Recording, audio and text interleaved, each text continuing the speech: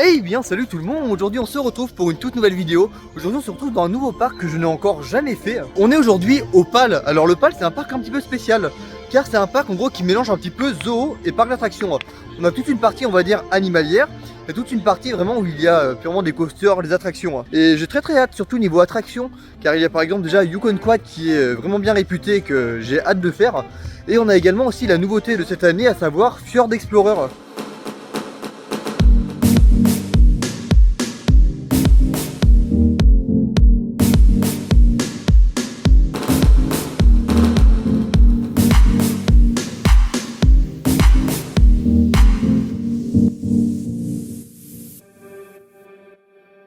Donc là on va commencer par notre première attraction au niveau de la nouveauté de cette année, tout simplement Fjord Explorer avec la petite la drop, la partie finale avec le splash à la fin qui arrive. C'est franchement super joli, je trouve, j'adore, il y a un petit phare, il y a pas mal de choses un petit peu du coup sur le thème de la Scandinavie. Donc écoutez, on teste un peu ça, je vous montre des images et je vous dis ce que j'en pense.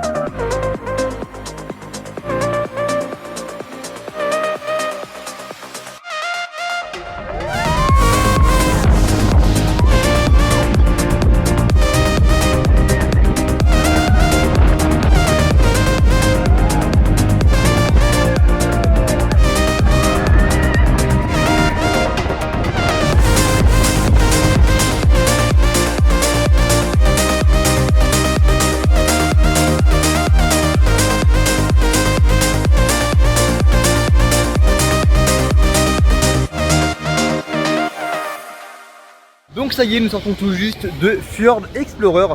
Alors du coup, nouveau coaster de fée. Alors bon, franchement c'est plutôt pas mal. Alors on va comparer un petit peu, parce qu'il est comparable par exemple avec le Krampus Expedition de Nigloland en coaster water coaster récent. Alors les deux je trouve sont sympas, les deux sont assez différents en fait. La grosse différence sur celui-ci par rapport à Nigloland, c'est que celui-ci est beaucoup plus tortueux en fait. On fait beaucoup plus voilà, de virages serrés. En fait par exemple à Nigloland on a une drop qui est relativement plate, et ça, on fait vraiment une drop avant la descente. Là on fait vraiment tout un circuit un petit peu entrelacé, enfin qui va dans tous les sens. Donc c'est aussi super sympa. Après la seule chose c'est que ça vibre un petit peu. Après bon, c'est la même maladie que le Krampus, mais bon, j'espère que ça va pas trop mal vieillir, car c'est vrai qu'en soi que le coaster est tout nouveau, et d'avoir des petites vibrations comme ça, c'est vrai que ça peut être un peu embêtant dès le départ quand ça vient d'ouvrir. On verra comment ça évoluera, mais dans l'immédiat actuellement ce n'est pas dérangeant et le coaster reste très sympa à faire. Alors après ça, comme point aussi qui est vraiment pas mal, on a déjà au niveau de la station une gare d'embarquement et de débarquement. Donc ça vraiment pas mal pour gagner du temps, ça c'est vraiment bien les parcs qui pensent à faire ça. Ça permet d'enchaîner vraiment les embarcations. Donc là on va avancer un petit peu encore dans le parc pour découvrir le reste, car il y a quand même beaucoup de choses à découvrir aujourd'hui. Sachant que comme je dis c'est un parc et un zoo. En soi, bon, un petit peu comme Bellward, sauf que là j'ai l'impression que la partie animalière est beaucoup plus importante.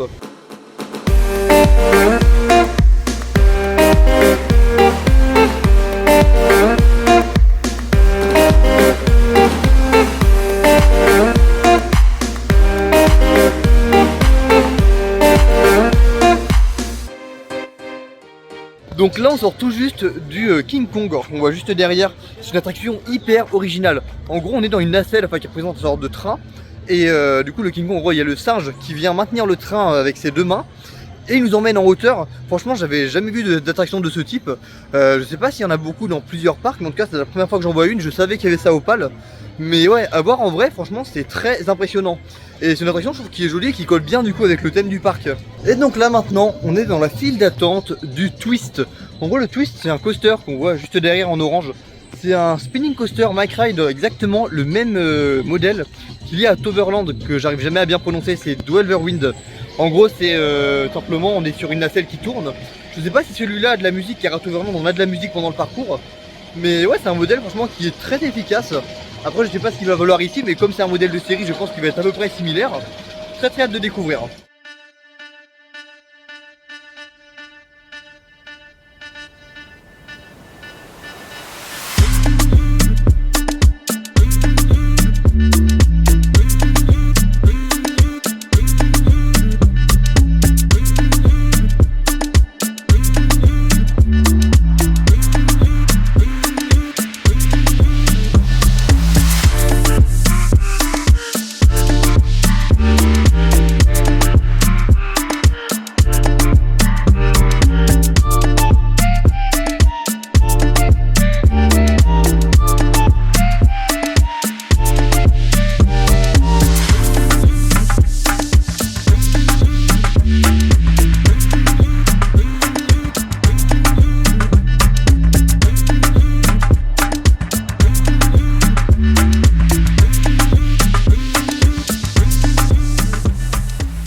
Donc ça y est, nous sortons du Twist.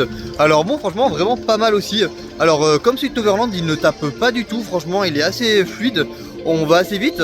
Et ce qui est bien quand même, c'est ce qui me surprend, c'est vraiment, comme j'ai dit encore, la fluidité. Vraiment, il est vraiment très très fluide. Ça ne tape pas du tout. Et j'ai regardé quand il a ouvert, ce modèle, il a ouvert en 2011. Et ouais, par rapport à l'âge quand même qui commence à être un petit peu élevé malgré tout, il est, non, il est vraiment bon, il est vraiment très intéressant à faire. Et puis là, on va aller découvrir le reste du parc. Mais là, déjà, je sais pas si vous voyez, ce qui est super sympa, c'est qu'on est vraiment au milieu de la nature un petit peu, enfin au milieu de la forêt. Et les parcs comme ça, un petit peu, qui sont dans une partie avec de la forêt, c'est très sympa.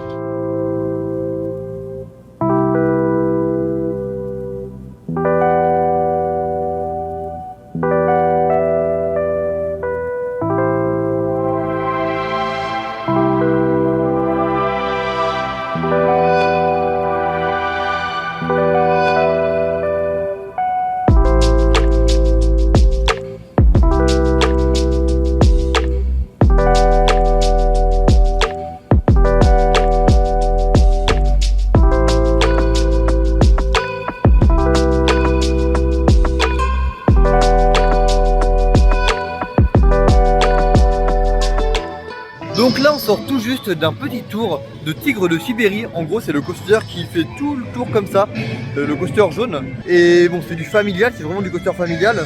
Niveau confort bon c'est pas incroyable. Après je trouve que c'est toujours plus intéressant d'avoir ce type de coaster dans un parc qu'une pomme par exemple. Et puis là on est parti pour aller faire la file d'attente pour Azteca. En gros c'est un sort de train de la mine un petit peu en hauteur qui a l'air très sympa. Franchement j'ai assez hâte de découvrir. On va voir un petit peu ce que ça vaut, donc je vous montre en image et je vous dis juste après.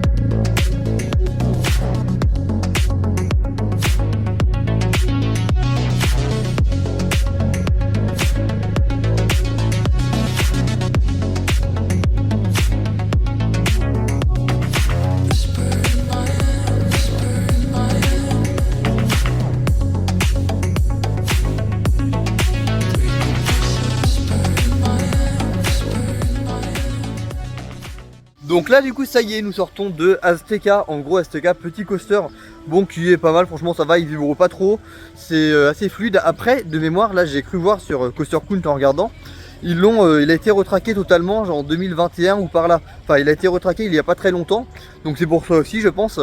Et puis là du coup actuellement on se dirige vers la partie plus animalière du parc. Donc je vais essayer de filmer quelques animaux si on en voit. Et puis après ça on ira retourner un petit peu vers les attractions, notamment pour aller faire Yukon Quad. Ça je l'attends beaucoup, on ne l'a pas encore fait. Et normalement ce sera mon 200e coaster si on compte les dupliqués. Voilà, je sais que tout le monde ne les compte pas forcément, mais en les comptant ça fera le 200e. Et autrement le vrai 200e coaster sera dans la prochaine vidéo, dans le prochain vlog que vous verrez sur la chaîne. Car juste après ce parc je me rends en Pologne pour aller faire plusieurs parcs comme par exemple Legendia ou Energylandia.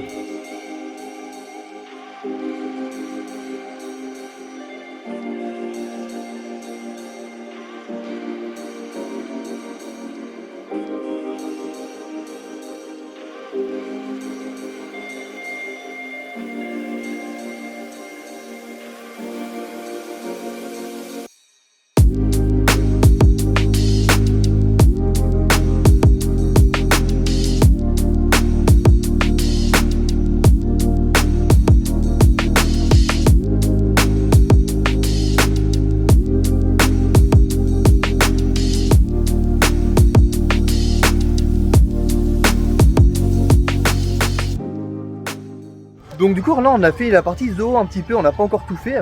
Mais c'est vrai que c'est très très grand. J'ai parlé en début de vidéo un petit peu de Bellward en comparaison par rapport à ce parc, sachant que c'est deux parcs un petit peu zoologiques, parcs d'attractions. Et c'est vrai que j'ai quand même l'impression que ce parc là est beaucoup plus gros en partie zoo. Et même il y a de beaux décors autour au niveau des enclos, tout ça. Non franchement c'est très joli.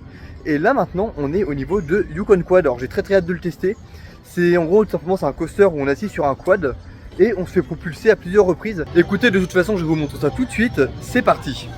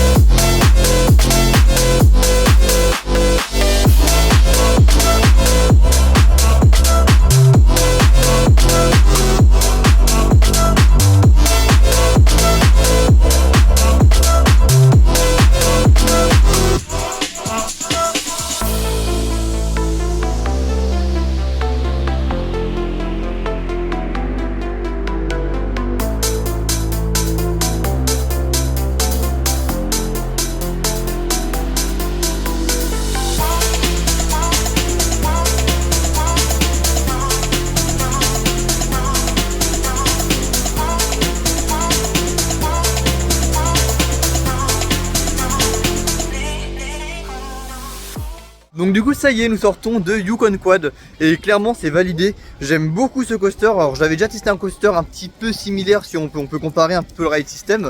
C'est tout simplement Namazu au parc Vulcania. Et en soi je peux vraiment comparer les deux, car hier, pour vous expliquer, j'étais à Vulcania. Bon, j'ai pas fait de vlog cette fois-ci, mais du coup j'ai pu retester Namazu. Et du coup là je peux vraiment le comparer pleinement avec Yukon Quad. Et bon, clairement au niveau, on va dire, sur les deux coasters on est un peu sur des quads. Par contre Yukon Quad est clairement plus sensationnel. Le parcours est aussi plus intéressant.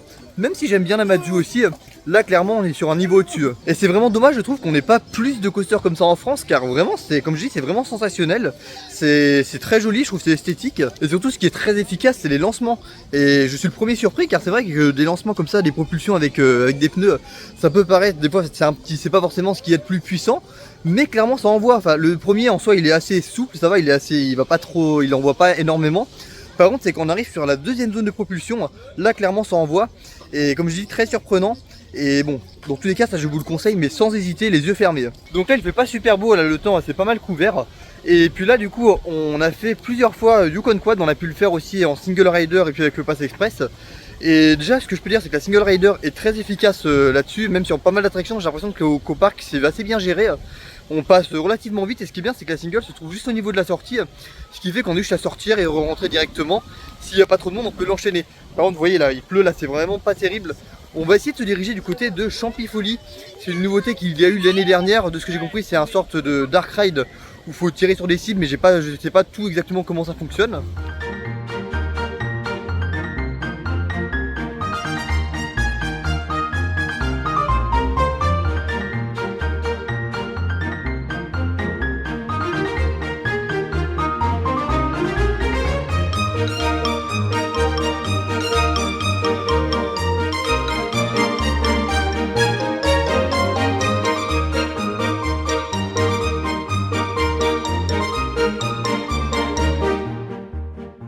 Donc ça y est, nous sortons de Champifolie. En gros tout simplement c'est un cinéma, on va dire, enfin un jeu de shooter où on tire tout simplement sur des cibles. Là en l'occurrence l'histoire en gros c'est qu'il y a une invasion de champignons. Et en gros faut enfermer les champignons dans des glaçons en tirant avec des pistolets. Et donc ce qui est assez original dans cette attraction, en soi c'est que sur ce modèle d'attraction, tout rentre dans ce bâtiment derrière. Donc on s'en rend peut-être pas compte, mais c'est pas un très grand bâtiment. Et c'est ça en soi la prouesse de cette attraction. Tout simplement c'est de faire rentrer une attraction dans un bâtiment qui n'est pas immense. Et bon c'est plutôt efficace. Après il y a quelques défauts je trouve, notamment au niveau des pistolets. Déjà ils sont assez lourds à porter, enfin c'est pas évident pour bien viser. Et surtout c'est le système, en gros faut pas tirer que sur un pistolet comme Buzz l'éclair. Là faut vraiment tirer sur une corde, un peu comme Mousse au chocolat à Fantasyland. Et le problème du coup de ce système, je trouve que ça fatigue beaucoup plus et c'est un petit peu moins précis je trouve. Mais ça fait une petite attraction franchement pour s'abriter entre deux. Et on ne dit pas non. Et puis là on va aller faire la descente du Colorado tout simplement. C'est l'attraction avec les bouées, c'est le rafting du parc, je vois pas trop encore. Mais on va faire ça tout de suite. Écoutez, c'est parti.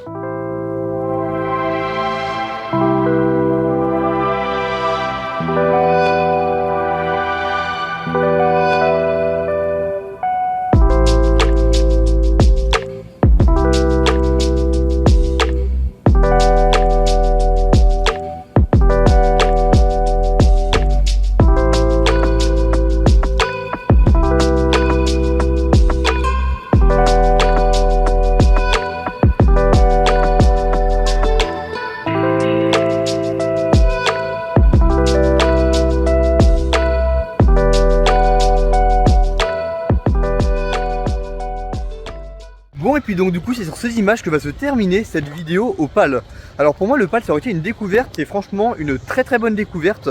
J'en attendais beaucoup et franchement je suis pas déçu par rapport à ce que je m'attendais. Il y a des attractions qui sont plutôt intéressantes. Mon gros coup de cœur niveau attraction c'est Yukon Quad sans hésiter. Après il y a d'autres attractions comme la nouveauté de cette année, à savoir Fjord Explorer. Pareil, il y a un beau cadre, une belle décoration. J'ai bien aimé. Après le seul défaut, comme j'ai dit en début de vidéo, c'est que ça vibrote un petit peu. Alors c'est pas méchant, mais à voir comment ça va évoluer un petit peu dans les années à venir. Mais du coup si jamais vous aimez bien les zoos et les parcs d'attractions, vous allez passer une excellente journée.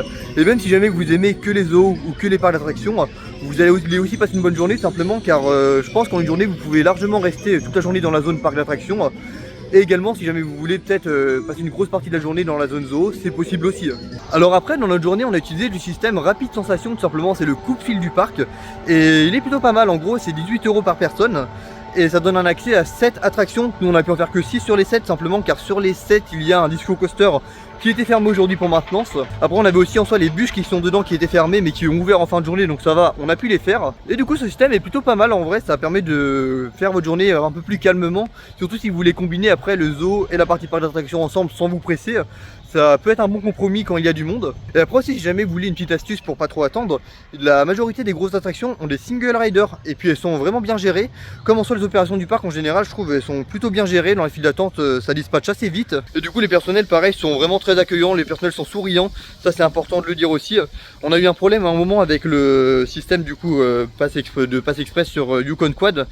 Ça voulait pas le prendre correctement et puis on a bien été pris en charge. Le superviseur est arrivé, il nous a réglé le problème. Mais du coup pas mal de bons points qui font que je pense on n'hésitera pas à retourner dans ce parc dès qu'on pourra, même dès qu'il y aura un petit peu des nouveautés. Mais ouais, c'est un parc qui est très agréable pour se promener. Et le fait un peu d'allier du coup parc d'attractions et zoo, ça peut permettre en soi entre certaines attractions de faire une pause un petit peu, d'aller voir les animaux. Et puis la partie zoo, comme j'ai dit aussi, elle est vraiment plutôt pas mal, elle est bien, les enclos sont jolis, sont bien décorés, il y a pas mal d'animaux. Bon et puis donc du coup sinon, si jamais vous découvrez la chaîne à travers cette vidéo, n'hésitez surtout pas à vous y abonner. Vous pourrez retrouver beaucoup de vidéos en rapport avec les parcs d'attractions. Sinon n'oubliez pas le petit pouce bleu et le commentaire. Et puis je vous dis à la prochaine pour une nouvelle vidéo. Salut!